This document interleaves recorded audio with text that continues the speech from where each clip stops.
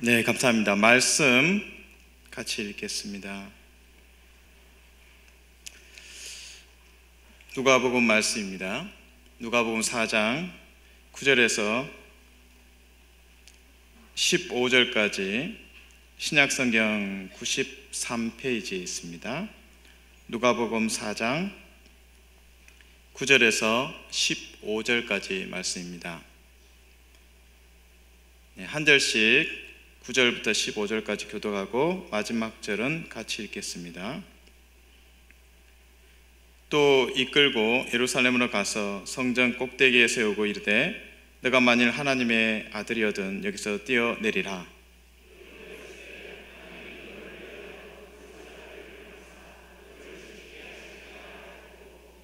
또한 그들이 손으로 너를 받들어 내 발이 돌에 부딪히지 않게 하시리라 하였느니라.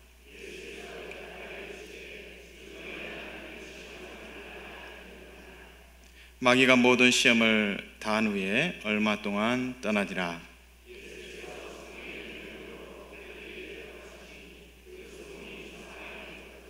같이 읽습니다. 친히 그 여러 회당에서 가르치심에 무사람에게 칭송을 받으시더라.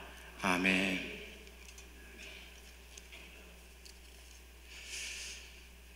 저는 미국 모하비 사막에서 목회를 하고 있습니다. 모하비 사막은 LA하고 에서 좀 더 북쪽으로 가시면 라스베가스랑 광활한 그 사막이 있습니다. 그것이 모하비 사막입니다.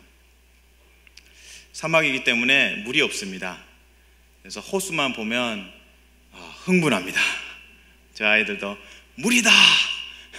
이렇게 탄성을 자아냅니다. 모하비 사막에는 또 데스밸리, 죽음이라는 의미죠. 데스밸리라는 곳이 관광지로 유명합니다. 그 사막에 이제 모래더미가 있고 초록빛을 기대를 할 수가 없죠. 근데 그곳에 작은 숲이 있어요. 이 사막 한가운데 숲이 있는 게 너무 신기해요. 근데 나중에 알아봤더니 이 사막 그리고 기네스북에서 지구상에서 가장 더운 곳이 데스밸리입니다. 이 더운 곳에 지하에 깊이 있게 물줄기가 흘러가고 있습니다. 보이지 않지만 그 사막의 메마른 곳에 물줄기가 흘러가고 생명의 물결이 흘러가고 있습니다. 그래서 숲을 이루고 있습니다. 우리 인생에도 메마른 자리가 있고 메마름의 상황들이 있습니다. 그러나 보이지 않지만 성령의 물줄기가 흘러갈 줄로 믿습니다. 오늘 예수님께서 40일 동안 광야 시험을 받습니다. 왜 광야에 가셨을까요? 광야와 40일이 중요합니다.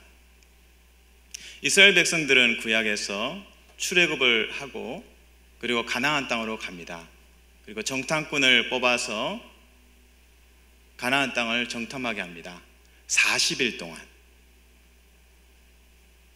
이제 정탐꾼의 보고를 받고 이스라엘 백성들이 믿음으로 반응하지 않고 불신앙적인 태도를 보입니다. 우리는 약속의 땅에 들어갈 수가 없다.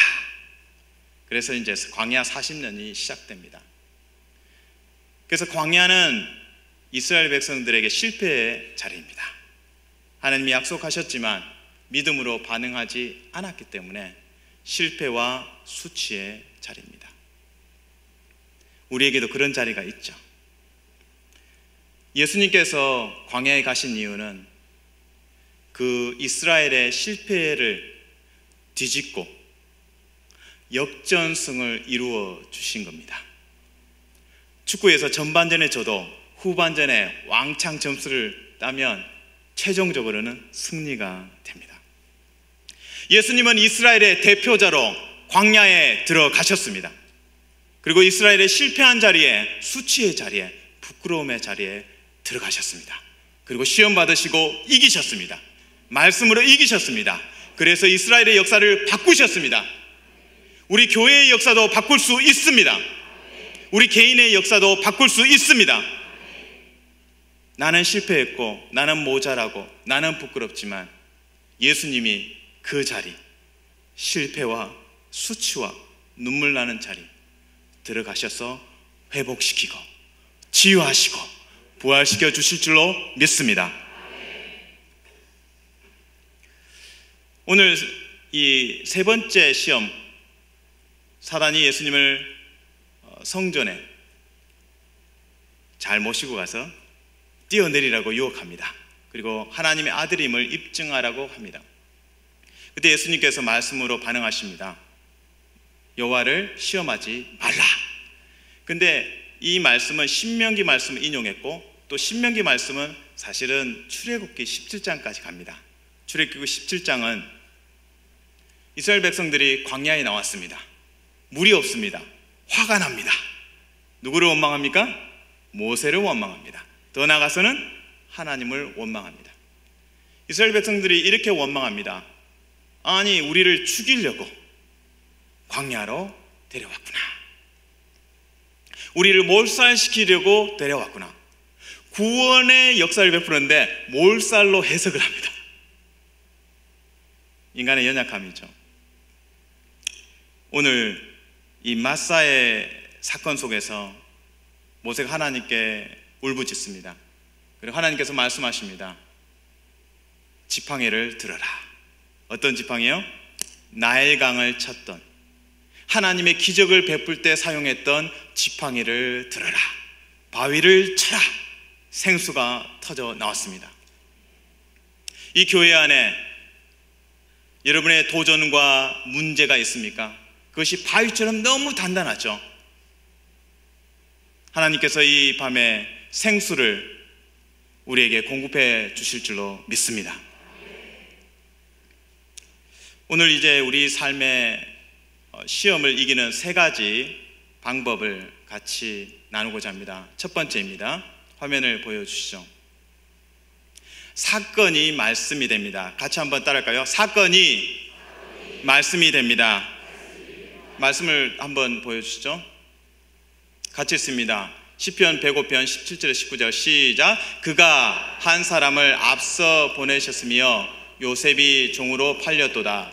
그의 발은 차고를 차고 그의 몸은 쇠사슬에 메었으니. 아멘. 요셉은 창세기에 등장합니다. 형들의 시기를 받고 애굽에 팔려갑니다. 그리고 억울하게 성폭행범이라고 죄명을 받고 감옥에 갇힙니다. 이제 억울함의 대명사죠. 근데 이 요셉의 삶을 기록하면서 시편에 특별히 그 19절에서 곧 여호와의 말씀이 응할 때까지라 그의 말씀이 그를 단련하였도다. 요셉이 형들에게 배신을 당했습니다. 인신매매죠.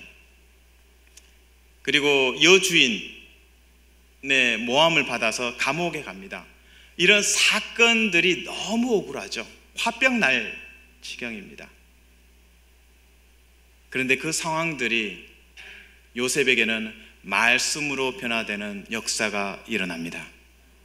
여러분에게 있는 억울하고 화가 나고 분통 터지는 그러한 사건들이 말씀으로 변화되는 은혜가 있기를 축원합니다. 히브리어로 말씀은 다바르라고 합니다. 다바르. 창세기 1장에서 하나님께서 천지를 말씀으로 창조하셨습니다. 근데 창세기 50장은 누구의 말로 끝날까요? 요셉이 형들을 용서하는 장면으로 끝이 납니다. 창세기 1장에서 하나님은 말씀으로 창조하셨습니다. 창세기 50장의 요셉은 형들을, 그 미운 형들을 용서하면서 이스라엘의 언약 백성이 창조됩니다. 여러분 안에 있는 아픔의 사건들이 말씀이 되기를 축원합니다. 그래서 그 사건이 말씀이 되고 특별히 용서의 용서함을 통해서 창조의 역사가 일어날 수 있기를 축원합니다. 둘째는 보여주시겠습니까?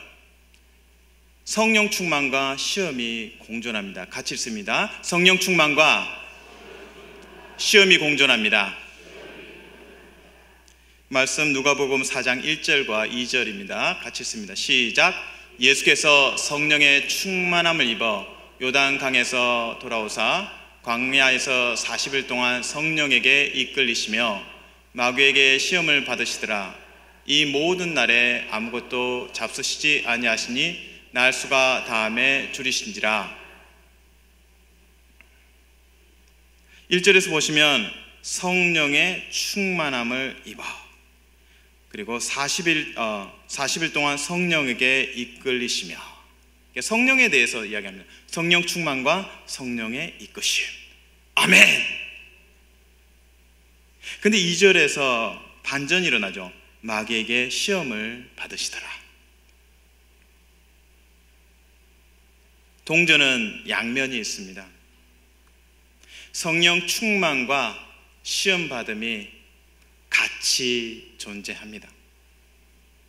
교회는 성령 충만한 거룩한 공간입니다.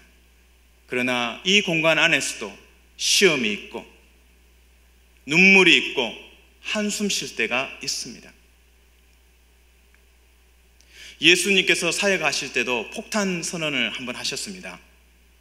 당신께서 고난당하시고 죽으시고 부활하신다고. 그래서 베드로가 화가 나죠.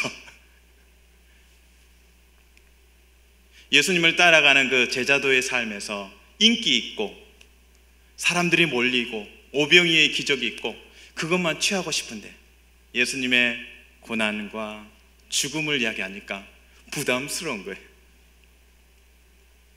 그러나 이 시간 여러분에게 도전합니다. 우리 인생에 예수 그리스도를 아는 기쁨과 복이 있습니다. 그러나 고난과 죽음까지도 품으실 수 있기를 축원합니다. 고난과 죽음을 품을 때에 여러분에게 부활의 영으로 충만케 되기를 축원합니다. 부활은 헬라어로 아나스타시스로 갑니다. 한번 따라할까요? 아나스타시스. 아나는 위로 또는 다시라는 의미이고 스타시스는 스탠드, 일어서다는 의미입니다. 부활은 위로 다시 일어서는 것이 부활입니다. 이제 부활절이 올 것입니다. 우리 개인의 부활은 어디서 옵니까? 여러분이 무너졌던 자리, 여러분이 절망하고 소망을 품을 수 없었던 자리, 그 자리에서 예수 그리스도의 이름으로 일어나시면 그 자리가 여러분의 부활의 자리가 될 줄로 믿습니다.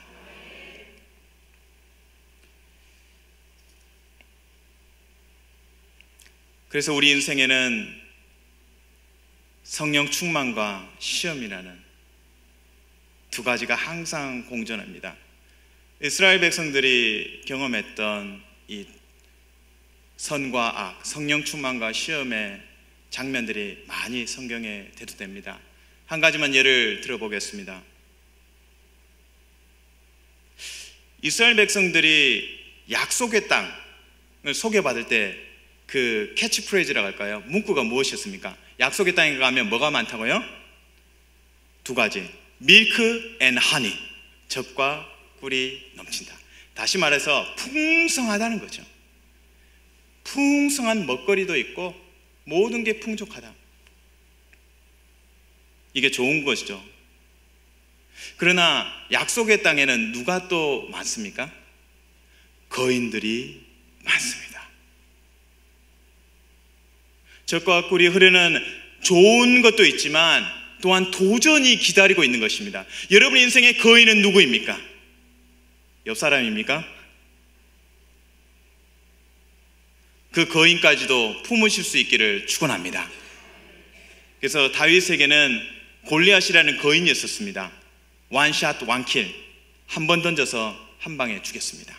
그러나 더 어려운 거인이 있었습니다. 누굽니까? 사울입니다.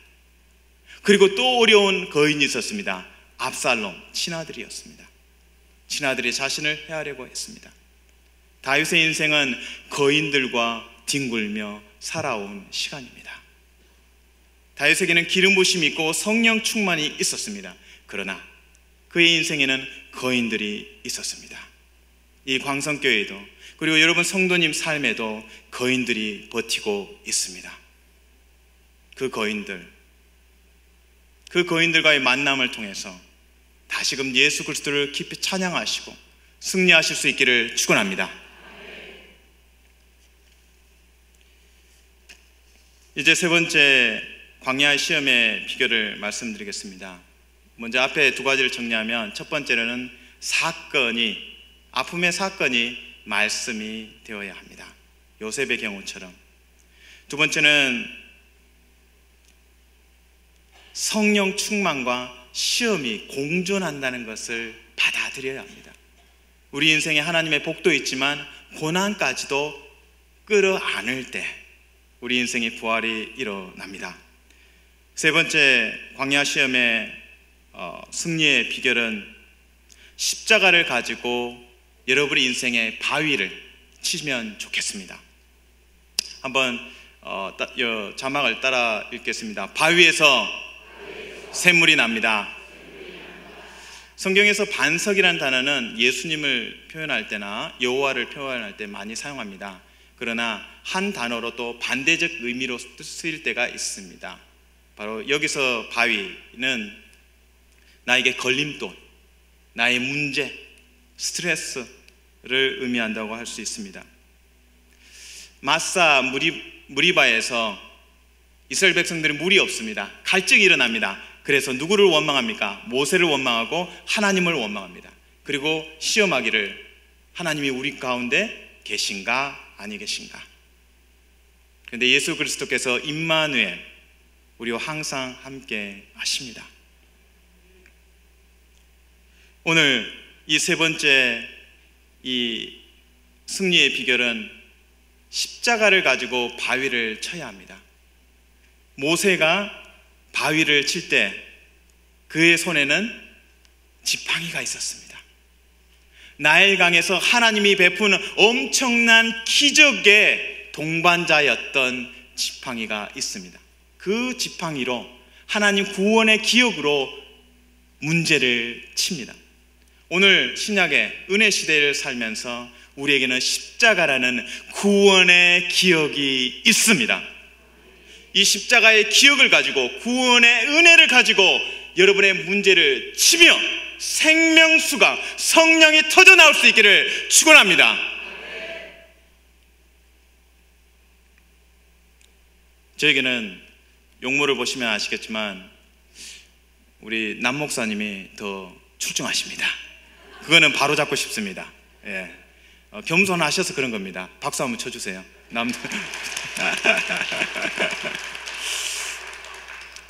제가 좀 용모가 겸손해서 장가를 늦게 갔습니다. 눈도 높고, 그래서 35살에 한국 나이에 결혼을 했습니다. 제 인생의 바위, 뚫을 수 없는 그 바위가 이 결혼의 문제였습니다. 제 가정생활이 어려웠고, 부모님을 보면서 이거는 이제 행복한 곳은 아니었어요. 예. 그래서 항상 제 안에 질문이 있었습니다. 하나님, 제가 가정을 이룰 수 있을까요? 그것이 저에게는 바위였습니다.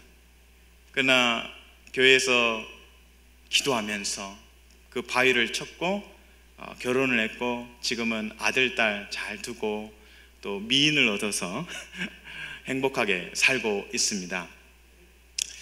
그리고 저의 인생에 또 바위가 하나 있었는데, 그것은 군대였습니다. 남들이 다 군대 갈 때 저는 늦게 갔습니다. 대학을 졸업하고 또 1년 대학원 준비하다가 갔습니다. 이제 공군 학사장교로 들어갔습니다. 근데 하나님께서 예비하신 것이 있었습니다. 장교 생활을 하니까 도전이 많더라고요. 그래서 장교는 이제 밖에 나갈 수가 있습니다. 군 부대 밖에. 저 새벽 기도 나갔습니다. 하나님의 그 예비하심이라는 게 군대에서 제가 새벽 기도를 나갈 수 있도록 인도해 주셨습니다. 저는 결혼과 또 군 생활을 보면서 하나님의 선하신 인도하심, 그리고 그 십자가를 통해서 바위를 쳐서 생명수가 쏟아나는 그런 은혜를 누렸습니다. 여러분께 축복합니다. 이 교회의 바위와 문제와 아픔들이 무엇입니까? 십자가, 예수 그리스도 그 구원의 기억을 가지고 오늘 그 십자가를 붙잡고 지금 붙잡고 있는 문제, 바위들을 치실 수 있기를 축원합니다. 그래서 우물을 파려면, 물을 퍼내려면 부드러운 흙을 찾아야 됩니다. 바위를 만나면 거기는 팔 수 있는 곳이 아니에요. 그래서 우리 인생에 내가 해결할 수 없는 바위들이 너무 많습니다. 예수 그리스도의 십자가만 의지하시고 여러분의 문제를 치시면 거기서 생명수, 성령이 충만케 될 줄로 믿습니다. 조경의 찬양으로 찬양 384장을 소개합니다. 조금 이따가 부르게 되실 텐데요. 나의 갈 길 다 가도록 2절 가사를 한번 보시겠습니다. 자막에 있습니다. 같이 한번 읽어볼까요? 나의 갈 길 다 가도록 예수 인도하시니 어려운 일 당할 때도 족한 은혜 주시네. 나는 심히 고단하고 영혼 매우 가라나 나의 앞에 반석에서 샘물 나게 하시네. 아멘. 나의 앞에 반석에서 샘물 나게 하시네. 여러분의 인생에 있는 바위와 문제 때문에 많이 우셨을 것입니다. 내가 해결할 수 없는 문제였기 때문에 예수 그리스도를 붙잡을 수밖에 없습니다. 나의 영혼이 매우 가랄 때에 그 십자가를 붙잡고 나를 죄인에서 구원의 자리, 하나님의 자녀로 됨의 자리로 인도해 주셨습니다. 그 가장 큰 기적을, 은혜를 마음에 품고 오늘의 문제를 십자가로 예수 그리스도의 이름으로 치시고 그래서 생명수가 성령이 충만케 되는 은혜가 있기를 축원합니다. 성령 충만은 안락한 의자에 비치에 앉아서 해변에 앉아서 누리는 것이 아니라 전쟁터에서 피 터지면서 땀 흘리면서 신음소리 내면서 그 안에서 성령 충만을 체험하실 수 있기를 축원합니다. 저는 작년에 50견이 왔습니다. 그리고 탈모가 시작되었습니다. 이 감당할 수 없는 현실을 받아들여야 했습니다. 또 노안까지 조금씩 오더라고요. 그래서 지난 작년 8월부터 헬스클럽에 나갔습니다. 그리고 하루에 2시간씩 일주일에 4번, 5번씩 운동을 했습니다. 며칠 전에 턱걸이를 했는데 턱걸이를 10개를 하고 좀 쉬었다가 또 하면서 40번을 했습니다. 이거 대단한 겁니다. 박수 보내주세요. 제 자랑하려는 것이 아니고요, 영적으로 풀어내면 좋겠습니다. 여러분의 연약함 때문에 영적으로 말씀 안에서 훈련되어지면 좋겠습니다. 제가 깨달은 것이 헬스클럽에 가면 사람들이 이 가슴 근육, 그리고 보여주는 근육, 그 다음에 복근, 식스팩, 이 앞에 보여지는 거, 거울 앞에 보면서 만족감을 누려요. 이렇게. 근데 이런 근육은 뭔지 아세요? 밀어내는 근육이에요. 미는 근육이에요. 근데 우리가 이삿짐을 나를 때는 어떤 근육이 필요할까요? 당기는 근육이 필요해요. 이렇게 당겨야 돼요. 들어 올려야 돼요. 이렇게 당기고 들어 올리는 근육은 어디에 있을까요? 등에 있어요. 등. 허리와 등 뒤에 있어요. 그거 보여지지 않는 거예요. 저는 이 광성교회를 축복합니다. 여러분은 어려운 고난의 시간을 거쳐왔습니다. 그 고난의 시간이 이 등 근육과 허리 근육을 키워 오신 시간입니다. 그래서 이게 등 근육이 있으면, 영적인 등 근육이 있으면 이삿짐을 잘 나를 수 있어요. 죄인된 그 지옥에서 잘 이사를 해서 천국으로 인도하는 성도인 되실 수 있기를 축원합니다. 헬스클럽에 가면 웃고 있는 사람은 별로 없어요. 운동 다 마치고 나서 시원한 음료수 마시고 그때는 웃을 수 있어요. 그러나 헬스클럽에 가면 신음소리가 들려요. 그리고 얼굴이 막 뻘겋게 돼요. 달아올라요. 그리고 숨소리도 아주 거칠어요. 광성교회가 그런 시간을 거쳐왔습니다. 여러분은 헬스클럽에 오신 거예요. 하나님, 다른 교회는 날마다 웃으면서 사는데요. 예, 그 사람들은, 그분들은 유산소 운동, 걷는 거 있잖아요. 그러니까 걷는 거. 그리고 옆 사람하고 잡담하고 전화통화하고. 근육 운동은 어때요? 신음소리 나는 거예요. 신음소리 나고 얼굴 뻘개지고 숨소리 거칠어지고. 여러분이 거쳐온 시간이 헬스클럽이고, 그래서 여러분은 등 근육이 생겼고, 그래서 지옥에 있는 영혼들을 천국으로 인도할 줄로 믿습니다. 말씀을 정리합니다. 우리에게 승리의 비결입니다. 첫 번째는 사건이 말씀이 되는 은혜가 있기를 축원합니다. 말씀은 다바르입니다. 그 다바르 안에 그것이라는 의미가 있습니다. 그 사건이 말씀이 되고 예수 그리스도를 만나는 은혜가 있기를 기도합니다. 두 번째 승리의 비결은 성령 충만과 시험이 같이 있습니다. 동전의 양면처럼 성령 충만과 시험이 같이 갑니다. 그것을 온전히 수용하고 믿음으로 걸어가실 수 있기를 축원합니다. 세 번째는 십자가의 구원을 붙잡고 여러분 앞에 있는 문제의 바위들을 내리치시는 은혜가 있기를 축원합니다. 그러면 성령 충만한 은혜가 이 광성교회 안에 충만하게 될 줄로 믿습니다. 기도하겠습니다.